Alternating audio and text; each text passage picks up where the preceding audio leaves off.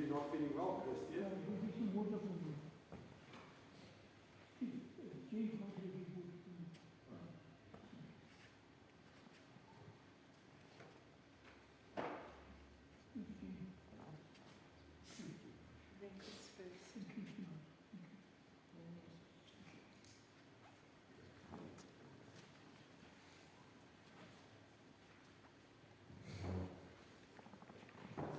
My scripture reading this morning is from John 20.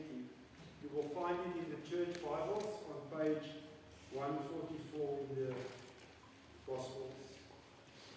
John 20, and I'm going to specifically read from verse 19 to verse 31. So John 20, from verse 19 to verse 31.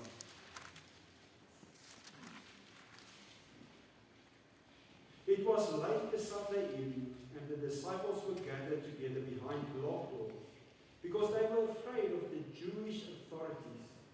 Then Jesus came and stood among them. Peace be with you, he said. After saying this, he showed them his hands and his side. The disciples were filled with joy at the seeing of the Lord. Jesus said to them again, Peace be with you. As the Father sent me, so I send you. Then he breathed on them and said, Receive the Holy Spirit. If you forgive people's sin, they are forgiven. If you do not forgive them, they are not forgiven. One of the 12 disciples, Thomas, called the twin, was not with them when Jesus came. So the other disciples told him, We have seen the Lord. Thomas said to them, Unless I see the scars of the nails in his hands, and put my fingers on those scars, and my hand in his side, I will not believe. A week later, the disciples were together again, indoors, and Thomas was with them.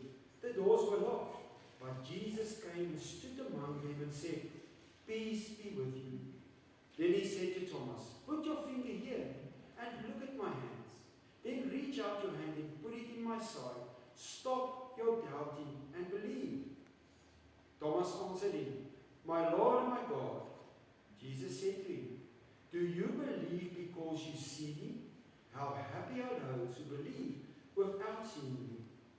In his disciples' presence, Jesus performed many other miracles, which are not written down in this book. But these have been written in order that you may believe that Jesus is the Messiah, the Son of God, and that through your faith in him, you may have life. Through your faith in him, you may have life. The word of our Lord. So at the Battle of Inkerman in 1854, a soldier was mortally wounded. He crawled back to his tent, and they later found him face down, his Bible open in front of him, in his hand on the Bible. The Bible was open to John 11, and his hand was stuck to that Bible by his own blood. When they lifted his hand off that Bible, the words were now imprinted into his hand. And they laid him to rest with that promise of John 11 on his hand and in the Bible. And that said, I am the resurrection and the life. He that believeth in me, though he were dead, yet shall he live. And then my sermon this morning is, what is the purpose of all of this? What is the purpose of all of this? So what is the purpose of me telling you this specific story? Well, it's because I want to encourage you. I want you to know that there is hope beyond death. I want you to keep faith in the face of suffering.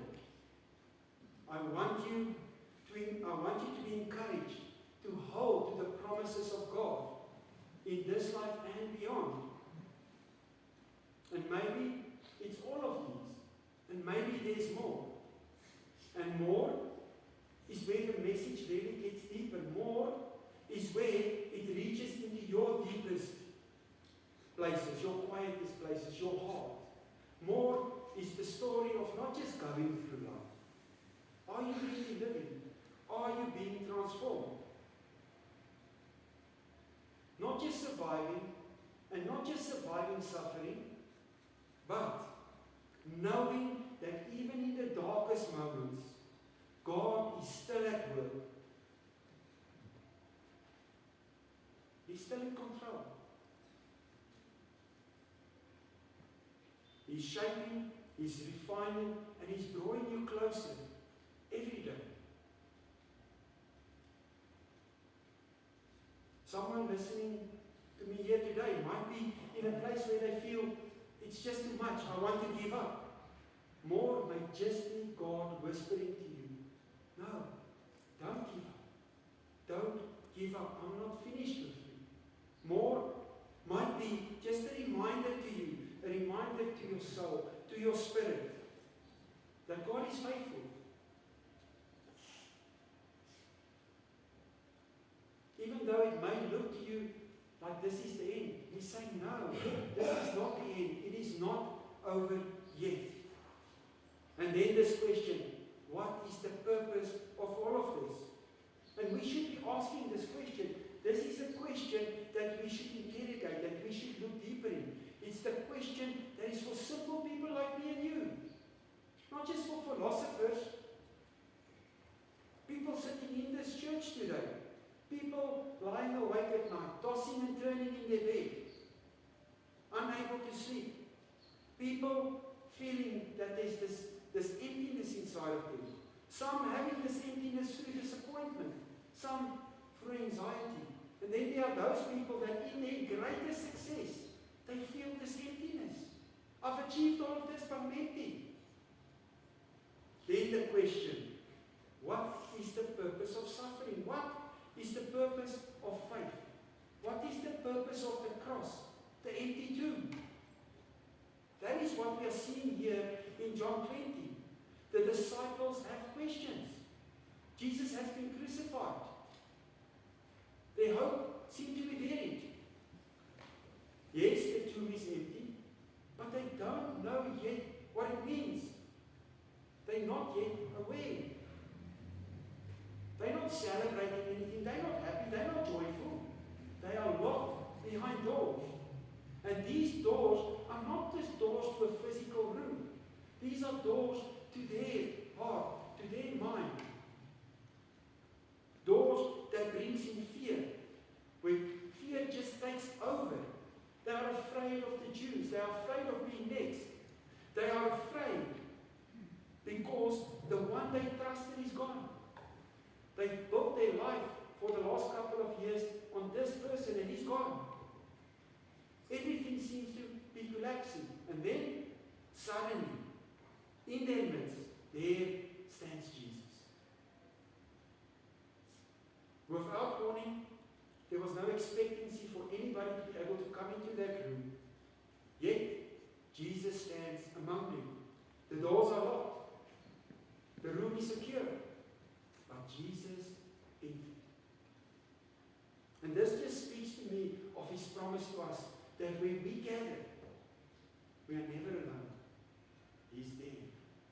That's what this passage just reminded me of. And His first words is not accusations. Why did you run? Why did you deny me? No. It's comforting. Peace be with you.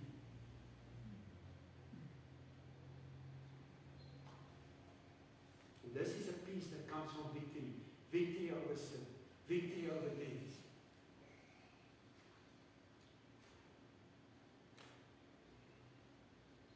Sure. As I'm preaching here, the awareness of what I'm talking about here is just overwhelming. There's just so much here. In Acts 2, we see Peter explaining that God raised him from the dead. Right? Freeing him from the agony of death. Therefore, fear has no hold on us anymore. It doesn't have the final word.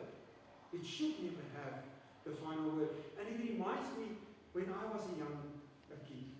We didn't have electricity. electricity. We were staying there, Womansdal, Womanskraal, no electricity. At night it was dark. You can't see your hand in front of your face dark. And I can remember when there were storms raging outside, I got scared. But as soon as my mum or my dad came into that room, they came to sit next to me, there was peace in that room. Yes, outside there was a terrible storm, but in that room, I was peaceful. I didn't have fear.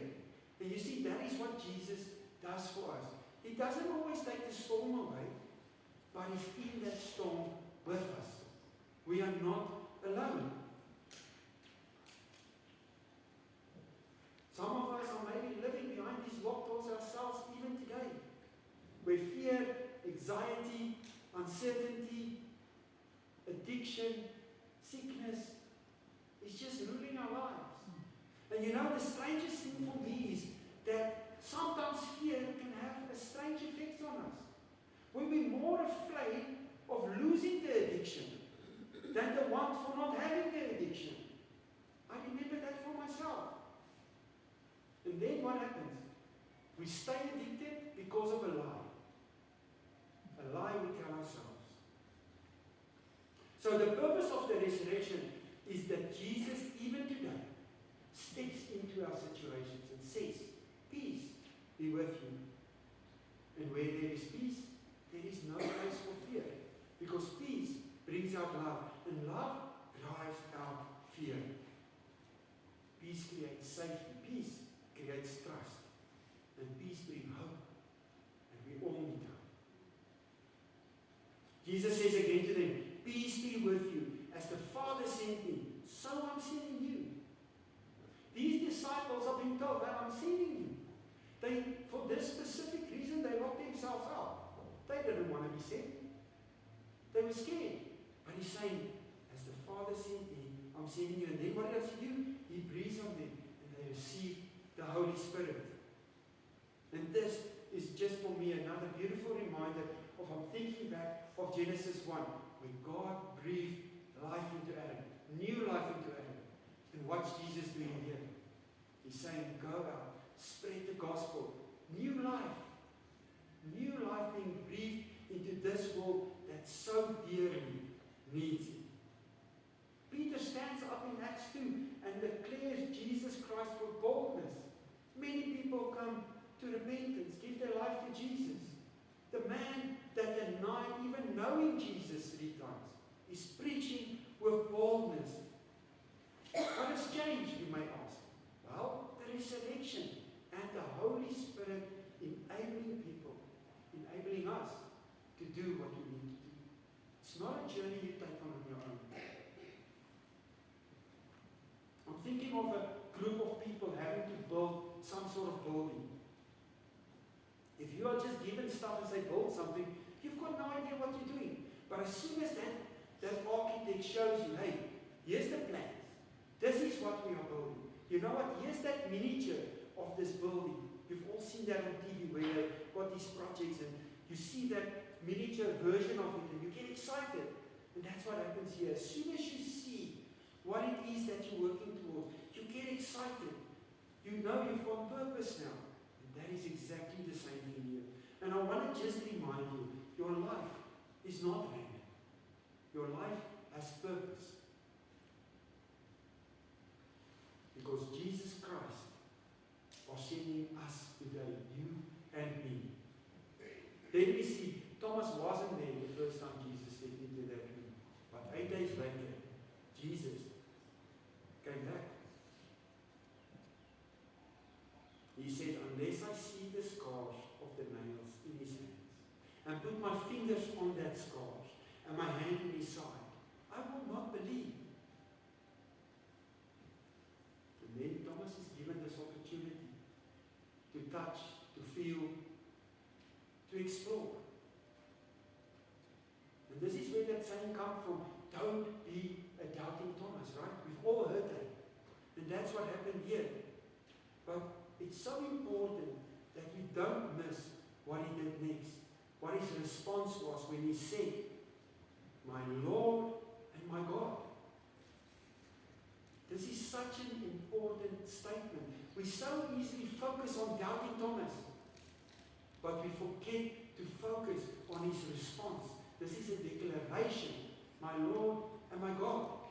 And he's doing two things here. He's now openly declaring that Jesus is Lord and God. He's recognizing that. The one who created him. The one who redeemed him. Secondly, it is personal. He's making a personal statement, claiming Jesus as his Lord. Claiming him for himself, surrendering to him.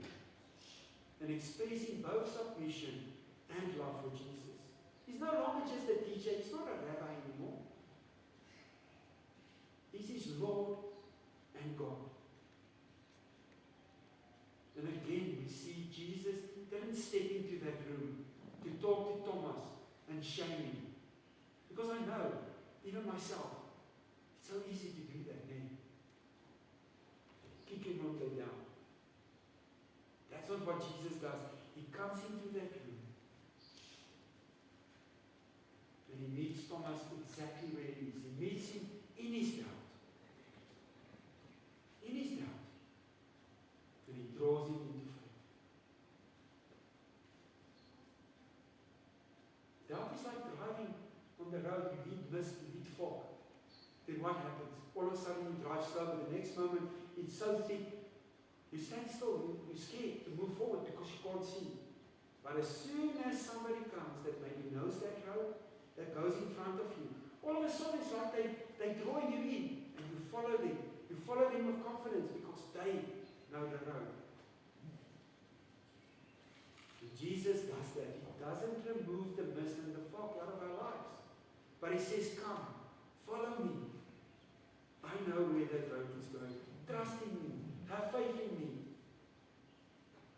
Jesus says to Thomas, do you believe because you see me? How happy are those who believe without seeing me? That's you and me, church. That's you and me. Here today. Peter later writes, you love him, although you have not seen him, and you believe in him, although you do not now see him. So you rejoice with great and glorious joy, which words cannot express, because you are receiving the salvation of your souls, which is the purpose of your faith in him. Faith is not the absence of questions, but it's the trust in Jesus Christ. John finally tells us plainly, but these have been written in order that you may believe that Jesus is the Messiah, the Son of God, and that through your faith in him, you may have life. The purpose behind everything. He recorded the signs, the conversations, the miracles, the cross, the empty tomb. It is not just history to be remembered, but truth to be believed. John is not pointing to some religion, some rituals, some performance things you do, some traditional things you just do every day or every month. He's pointing to life and real life. That's what he's pointing to.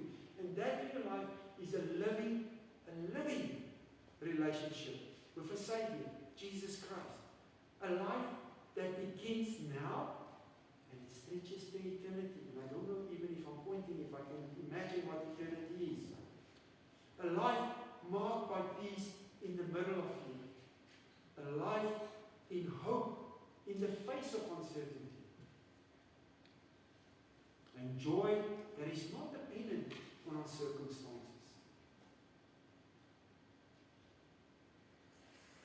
This life can only be found in one place, and that is in and through Jesus Christ, faith in him. And faith is not just to agree with facts, but to trust him, to rest in him, and to follow him. This is why it was written, so that you could and will believe. If you believe, life truly starts there. Then Peter writes, let us give thanks to the God and Father of our Lord Jesus Christ, because of his great mercy. He gave us new life by raising Jesus Christ from the dead. This It's a living hope. It's not just hope, it's a living hope through the resurrection of Jesus Christ. A hope that is alive because Jesus is alive. A hope that's alive because Jesus is alive. The resurrection of Jesus Christ is God declaring this is not the end. It's a start of a new thing, a new beginning. And the awesome part is that it's available to you and me. So what is the purpose of all of this? I read this story about a 5-year-old boy named Brian. He had a crucial part in the Easter program. He only had to say one sentence: "He's not here, he is risen." Unfortunately, Brian battled to remember the words, and the director had to quietly remind him the whole time, until the point where Brian was now full of confidence, grabbed that microphone and declared in a loud voice, "He's not here, he is in prison." Kids can be funny without them even trying to be, right? But I'm not telling you the story because of the satire of it. I'm telling you the story because much like Brian, the world needs to be reminded of Jesus Christ, of what he did, of the importance of the cross, of the importance of the resurrection. And for us, the resurrection is not optional. It's not symbolic of anything. It's the core of our hope, the core of our belief.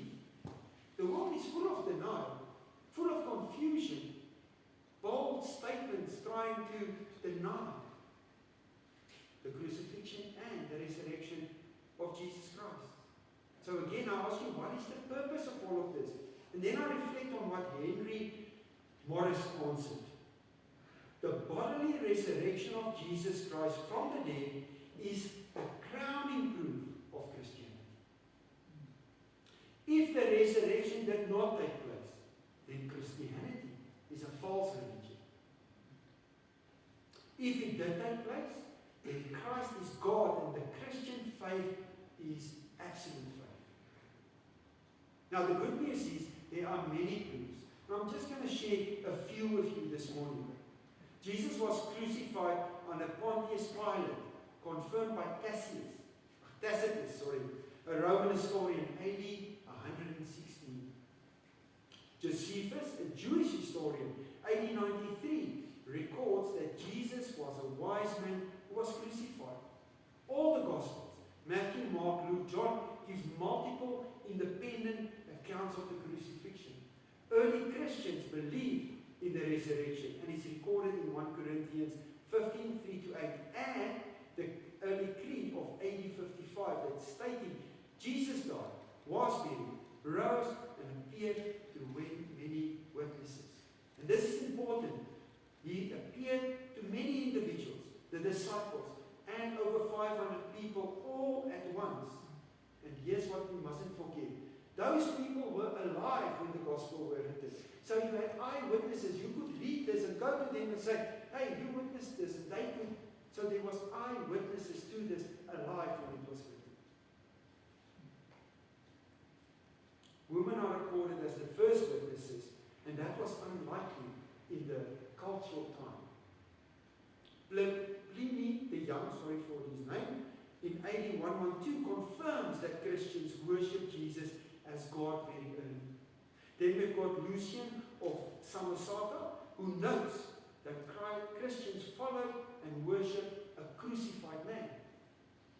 Then we've got Marabar Serapion, late 1st, early 2nd century. He also refers to the unjust execution of a wise king of the Jews.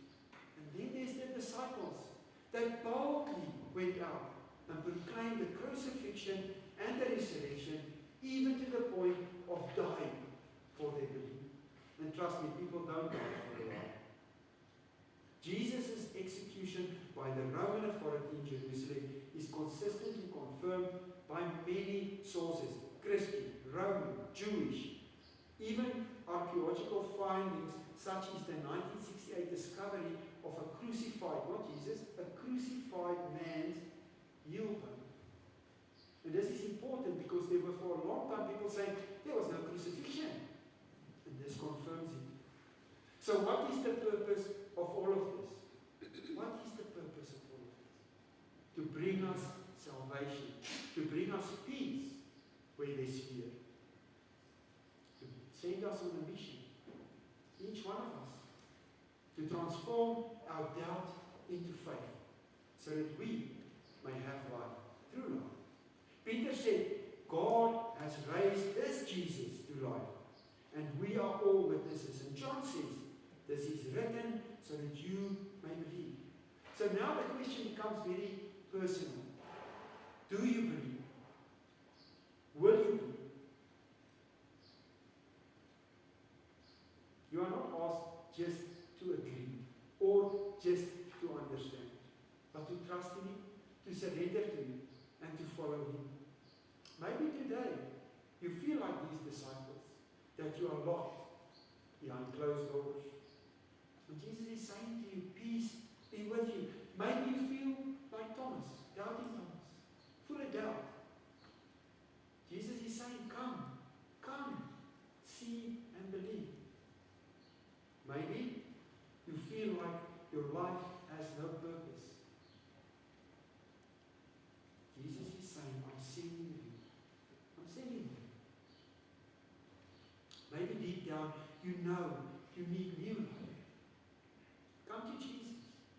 Come to Jesus. The risen Jesus is still speaking today. He's still calling today. And life everlasting is still available today. In Jesus' name. Amen. Let's pray together and then we're going to go into a time